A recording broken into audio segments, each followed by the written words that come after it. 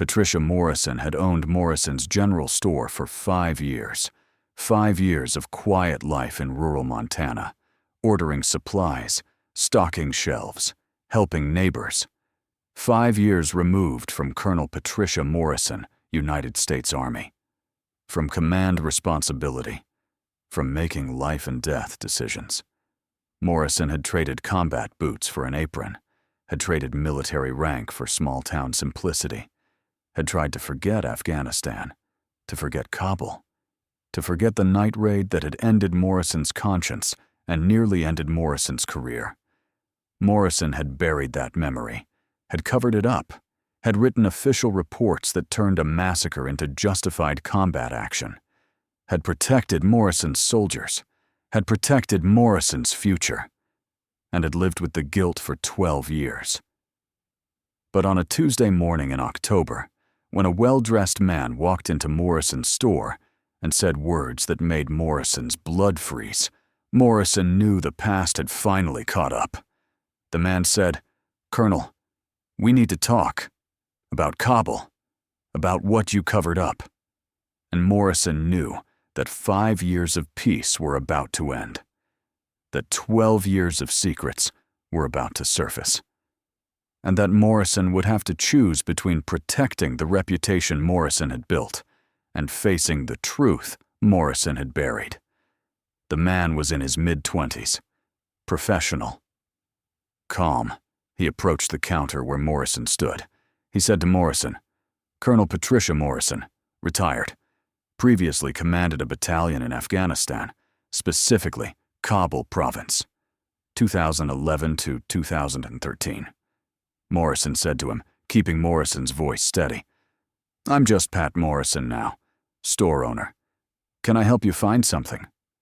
The man said to Morrison, "Yes, you can help me find justice for my family, for 53 people your unit killed 12 years ago, for a massacre you covered up and called combat." Morrison felt the floor tilt. Morrison said to the man, "I don't know what you're talking about." The man placed a folder on the counter. He said to Morrison, "This folder contains evidence, photos, documents, witness statements, proof of what happened, proof of your cover-up. You have 2 choices. We can talk now, privately, or I can release everything publicly. Your reputation will be destroyed. You'll be prosecuted. Your soldiers will be prosecuted. Everyone will know what you did. Or you can cooperate. Confess. Help me bring the real war criminals to justice. The officers who ordered the raid, who are still in power, still making decisions, still sending soldiers to kill innocents. The choice is yours." He left the folder, walked out, left Morrison standing there with shaking hands. Morrison closed the store, locked the doors, opened the folder, and saw Morrison's worst nightmare documented in photographs and reports and testimonies Morrison thought were buried forever. The photos showed bodies, civilians, men, women, children, in a village outside Kabul, 12 years ago. Morrison recognized the location immediately.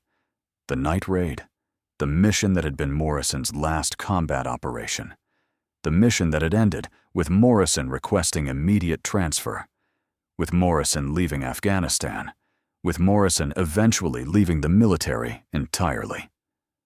The documents were detailed: after-action reports, radio transcripts, medical examiner findings, all showing what really happened that night. Morrison's battalion had received intelligence about a Taliban meeting. High-value targets, multiple commanders, time-sensitive. Morrison had authorized a night raid, sent a company-sized element, full combat power. The raid had gone wrong. The intelligence was bad. There was no Taliban meeting, just a wedding. Families celebrating. When Morrison's soldiers breached the compound, people panicked, ran. The soldiers interpreted it as hostile action, opened fire. 53 people died, including 15 children, including the bride and groom, all unarmed, all innocent. Morrison had arrived after the shooting stopped, had seen the bodies, had known immediately this was disaster, had made a decision, had ordered Morrison's soldiers to plant weapons, to stage the scene, to make it look like legitimate combat, had written the after-action report claiming hostile fire, claiming insurgent casualties, had classified the whole operation, had threatened Morrison's soldiers with court-martial if they ever spoke about what really happened. And it had worked. The massacre had been covered up. Morrison's career had continued. No one had been held accountable. Until now. Before we continue, I need to hear from you. Drop your name and what city or country you're watching from in the comments. Let's see how far this story reaches around the world. Morrison spent the night reviewing the evidence. Every page was accurate. Every photo was real. Someone had documented everything, had gathered testimony from Afghan survivors, had obtained classified reports Morrison thought were destroyed, had built an irrefutable case. And now that case was sitting on Morrison's kitchen table, waiting for Morrison to decide. The next morning, the man returned. Morrison let him in. They sat across from each other. Morrison said to him, "Who are you?" He said to Morrison, "My name is Tariq Hassan. I was 7 years old when your soldiers raided my village, when they killed my father, my mother, my 2 brothers, my sister, my uncle and aunt, my grandparents. 53 people from my village died that night. I survived because I hid under a bed. I heard the shooting, heard my family die, heard your soldiers laugh, heard them plant weapons on bodies, heard everything. And I've spent 12 years making sure the world would know." Morrison said to Tariq, "I'm sorry. What happened that night was terrible, wrong, inexcusable. But I followed procedures. I acted on intelligence. My soldiers made mistakes. War is chaos." Tariq said to Morrison, "No, war is war. Massacre is massacre. Your soldiers didn't make mistakes. They murdered my family. And you covered it up. You wrote false reports. You threatened witnesses. You made sure no one would be punished. You chose your career over justice, over the lives of 53 people, over my family." Morrison said to Tariq, "What do you want from me?" Tariq said to Morrison, "I want the truth. I want you to confess, to testify, to help me prosecute the officers who ordered that raid, who gave bad intelligence, who created the culture that made massacre possible. I don't believe you ordered the killing. I believe you covered it up after. I believe you made a terrible choice to protect your soldiers and yourself. But I also believe you know who's really responsible. The general who authorized the raid without verifying intelligence, the intelligence officer who fabricated reports, the command structure that incentivized body counts over accuracy. Those people are still in power, still sending soldiers on bad missions, still getting people killed. I want to stop them, but I need your testimony. I need you to tell the truth." Morrison said to Tariq, "If I testify, I'll be prosecuted, court-martialed, prison. My life will be destroyed." Tariq said to Morrison, "Yes, it will. But you'll also stop them from doing this again. You'll give my family justice. You'll do what you should have done 12 years ago. You'll tell the truth. That's my offer. Destroy yourself but save others. Or I release everything. Destroy you without your cooperation. Without stopping the people who caused it. Without preventing future massacres. Choose." Morrison sat in silence. Morrison thought about the choice, about the life Morrison had built, the store, the community, the quiet peace Morrison had found. All of it would end. Morrison would be exposed, prosecuted, imprisoned, hated. Everything Morrison had worked for would be destroyed. But Tariq was right. The officers who'd authorized that raid were still in power. General Richard Caldwell was now a 4-star. In line for chairman of Joint Chiefs, the intelligence officer, Colonel James Tucker, ran a major command. They'd faced no consequences, had been promoted, rewarded, were making the same decisions that led to massacres, unless someone stopped them. Morrison made a decision. Morrison said to Tariq, "I'll testify. I'll tell the truth. All of it. But I need guarantees. Immunity from prosecution if I cooperate. Protection for my soldiers who were following my orders. They were kids, scared, in combat. They did what I told them. They shouldn't be destroyed for my choices." Tariq said to Morrison, "I'll work with prosecutors, get immunity deals, for you and your soldiers, in exchange for full testimony. But Morrison, you understand this will still destroy your reputation. People will know what you did, what you covered up. You'll never escape that."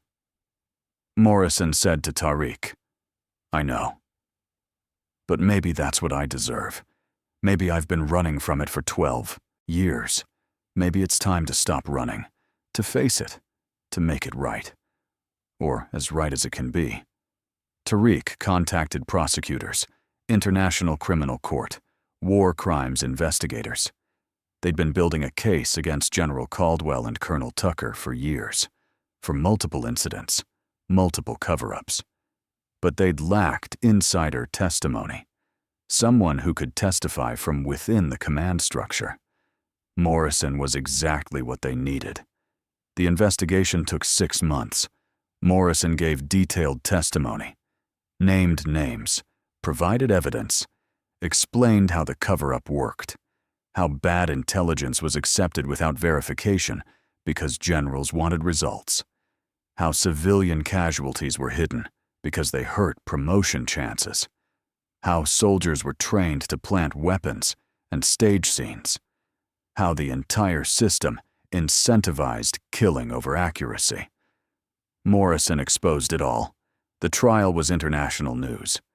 General Caldwell and Colonel Tucker were arrested, charged with war crimes, conspiracy, failure to investigate civilian casualties, multiple counts based on multiple incidents over a decade.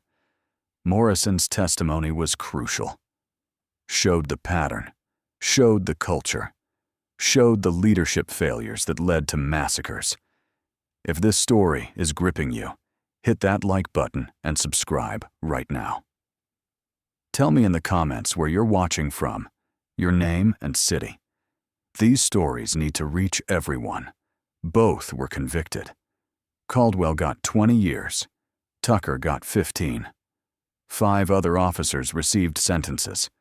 The military implemented new oversight, new rules for verifying intelligence, new requirements for investigating civilian casualties, changes that might have prevented the massacre if they'd existed 12 years ago, changes that might prevent future massacres. And Morrison? Morrison was granted immunity, no criminal charges. But the testimony was public. Everyone knew what Morrison had done. The cover-up, the planted weapons, the false reports. Morrison's name was destroyed. Morrison couldn't go back to Montana, couldn't face the community that had trusted Morrison, couldn't live with people knowing what Morrison had been. Morrison moved to a different state, changed Morrison's name legally, started over, again. Got a job working at a veterans counseling center, helping soldiers deal with PTSD, with moral injury, with the guilt of things they'd done in combat. Morrison used Morrison's own experience, Morrison's own guilt, Morrison's own journey from cover-up to confession, to help others find their way. Tariq visited Morrison once, a year after the trial. Tariq said to Morrison, "I wanted to thank you for testifying, for choosing truth over reputation. My family has justice now. Not complete justice. Nothing can bring them back. But knowing the people responsible are punished, knowing changes were made, knowing it might not happen to other families, that's something." Morrison said to Tariq, "I should thank you for forcing me to face what I did. I spent 12 years running. You made me stop, made me confront it. I destroyed my life. But I also saved it, because living with that guilt was destroying me slowly. Now it's out. Now it's known. Now I can actually heal, instead of just hiding." Tariq said to Morrison, "Do you regret it?" Testifying. Morrison said to Tariq, "Every day. But I also don't regret it, if that makes sense. I regret the pain, the loss, the humiliation, but I don't regret doing the right thing. Finally, 12 years late. But better late than never." They parted, not as friends, but not as enemies, as two people connected by tragedy, by choices, by the long journey from victim and perpetrator to something more complex, something human. Morrison would tell Morrison's story to the veterans Morrison counseled, about the massacre, the cover-up, the guilt, the confession, the consequences. Morrison would tell them, "The hardest thing about war isn't the combat. It's coming home with secrets, with guilt, with knowledge of what you've done."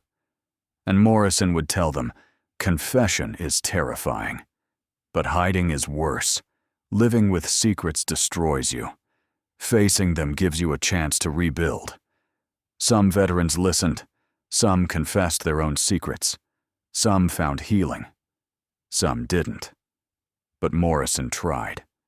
Used Morrison's own destruction to help others avoid it. Turned Morrison's worst choice and best choice into something that mattered. Into service. Into redemption.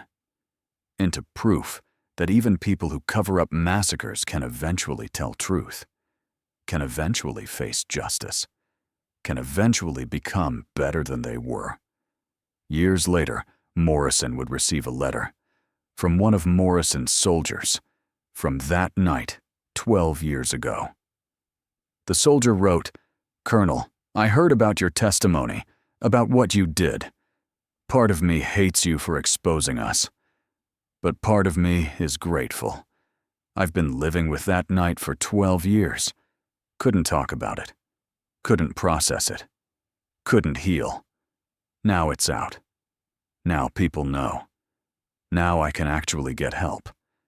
Thank you for having the courage I didn't have.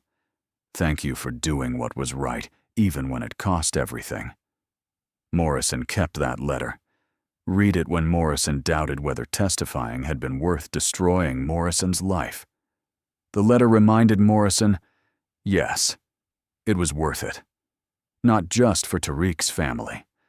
Not just for stopping Caldwell and Tucker, but for the soldiers Morrison had ordered to participate in the cover-up, for freeing them from secrets, for giving them permission to heal, for showing them that truth is possible, that confession is survivable, that redemption exists even after terrible things. That was Morrison's legacy, not the rank Morrison once held, not the store Morrison once owned, but the truth Morrison eventually told. The justice Morrison helped achieve. The changes Morrison helped implement. The lives Morrison helped heal by example. Morrison had been a colonel, had covered up a massacre, had protected, career over conscience. But Morrison had also been brave enough to confess, to testify, to destroy self to stop others from doing same. That courage, late, costly, but real, was what mattered, was what endured, was what proved that even people who do terrible things can eventually do right things, can eventually choose justice over reputation, truth over comfort, redemption over hiding. Morrison lived quietly, worked with veterans, helped where Morrison could, carried the weight of 53 deaths, but also carried the knowledge that Morrison's testimony had stopped future deaths, had brought criminals to justice, had freed soldiers from secrets. That balance, terrible past, meaningful present, was all Morrison could hope for, all Morrison deserved. All Morrison would get. It was enough. It had to be enough. And somewhere in Montana, a small grocery store had a new owner. Someone who didn't know the previous owner's history, didn't know about Afghanistan, about Kabul, about the night raid. The store continued, served the community, provided goods.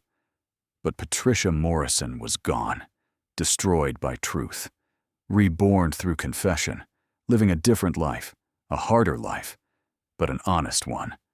Finally.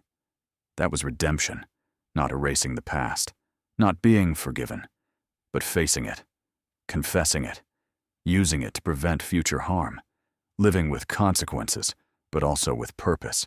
That was all anyone who'd done terrible things could do. Face it. Own it. Work to make it matter for good. Morrison did that. Every day, in small ways, helping veterans, telling truth, being example of costly confession. That was Morrison's life now. That was Morrison's purpose. That was enough.